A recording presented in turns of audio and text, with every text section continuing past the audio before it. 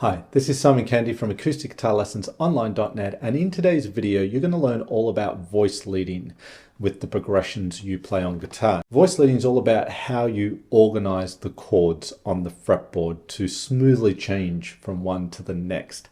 And the way you do that does matter in the sound that you get. And I'm going to use a couple of songs here to demonstrate. Landslide by Fleetwood Mac and Jack and Diane by Cougar Mellencamp. Both of these songs are great examples of good voice leading.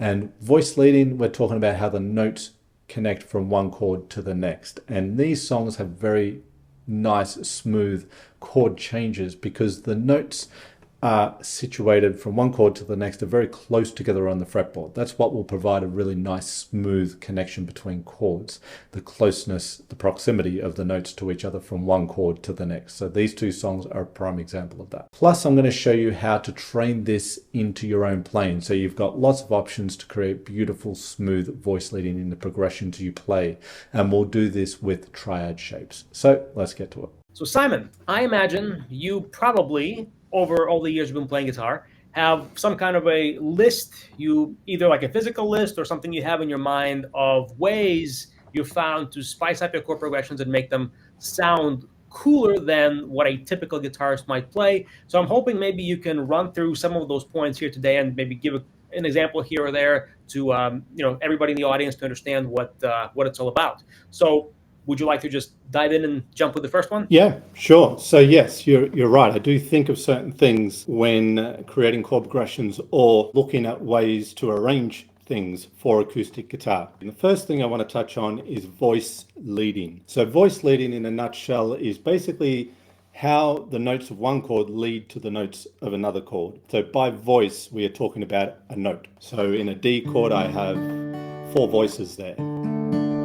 2 root notes, the 5th and the 3rd, right? Each one of them is a voice, and they lead a certain way when you change to a different chord. This is voice leading. It's nice when notes, the voices in the chord lead smoothly to the next chord, or at least one note leads smoothly. Typically, if you're playing something that's in key and diatonic, it's not going to be all over the place and it's going to sound okay. So there's nothing that's going to sound wrong, but you can use certain voicings over others for a really nice effect. So let me give you a couple of examples here. If we think of the song Landslide by Fleetwood Mac, Stevie Nicks, right? And you've got the chorus in that song and it's doing something like this.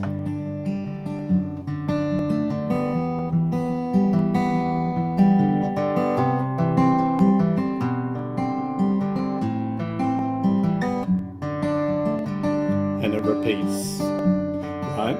Now what's happening there? The chords we're playing are G, D, E minor, then it goes C, G, what's it do? C, G, A minor, back to D. And we could just use standard chords, and more or less that's what's happening there. However, there's slash chords. Slash chords are when you have a note other than the root note as the lowest note in the chord. So this G is in root position because the lowest note is G. But when I go to my D, it's putting in the F sharp on the 2nd fret low string into the chord. So that's a slash chord, D slash F sharp, or F sharp over D would be another way of saying it. And the whole reason for doing that is so that the G chord leads smoothly to the D through the bass connection. And in turn, when you go to E minor, you also get this is root position E minor, you get the nice descending, continuing down the key from the D with the F sharp to the E minor. And then there's even a D open string, I'm playing a D open string there to then connect to C, which connects to G with the B in the bass.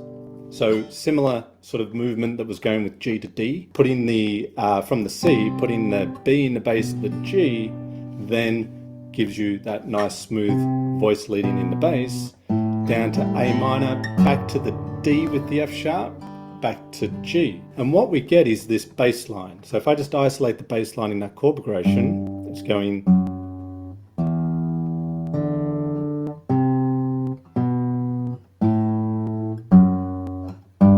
right? Really makes sense. It's a nice, smooth, descending, for the most part, bass line across the chords. D here to the C, G with B in the bass, A minor, and back to G. The slash chords are great for that because you can connect chords in a smoother fashion in the bass. Also, triads are great. Triads are used in music all the time. I'll give you an example of a song that's a great example for triad use, and that's Jack and Diane by John Mellencamp. And so it's a very simple song. It's A, D, E all the way. Okay, combinations of that, 1, 4, 5 in the key of A. But instead of playing like down here, we're using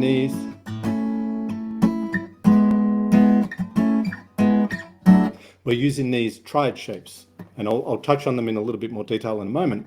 But let's see the verse in that song.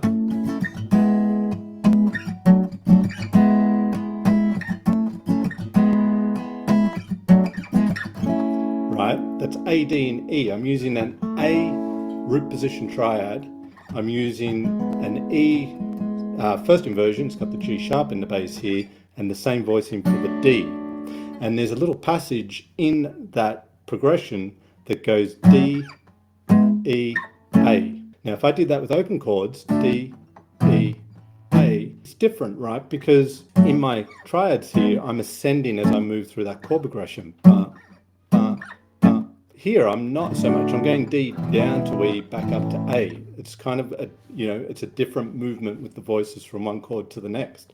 So you can get all these options if you, first off, we'll talk about chord vocabulary today as well, but the more chords you know, the more that you can relate them to each other and get chords that are more connected, closer together. It's a very pianoistic type of way of playing, if you like. 4-3-2 triads are a great place to start.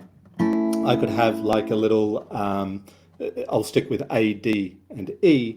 If I just had one triad shape, then I would have to move up and down the fretboard quite a bit to get my D, E, and A chords.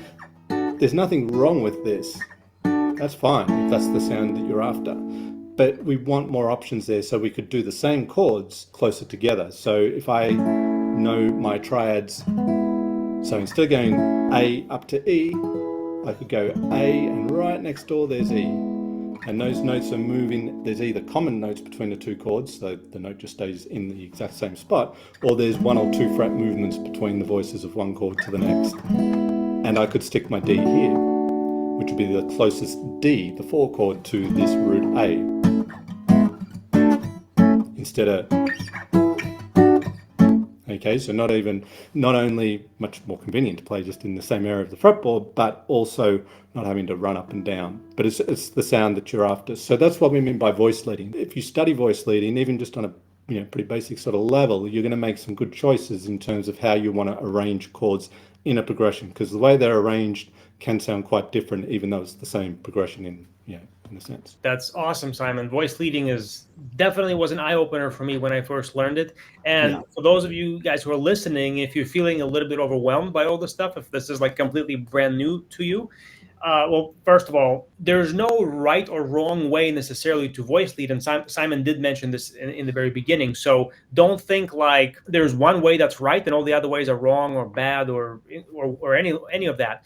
It's more about just having ways to think about your chord progressions in a way that's more horizontal, where you have a bunch of different melodies going on simultaneously. And a melody, goes horizontally, if you imagine like a line of tab, as opposed to vertical blocks of one chord to the next, where there's no seam between the individual notes. And the other thing is, you're going to be better at voice leading and doing all the stuff Simon talked about if you also continuously practice things like your fretboard knowledge and knowledge of general chords and music theory, which is why if you're not studying music theory and fretboard knowledge, if you're just working on your shredding, you probably should, because you can otherwise you're missing out on all the stuff that would really make your playing come to life. If you like this video, then you'll love this free ebook I've created for you in my Jazz Concepts for Acoustic Guitar series, simply titled Block Chords. In this ebook, you learn the 3 main block chord types for your guitar playing and how to create great music with them. I also show you how to best visualize these shapes on your guitar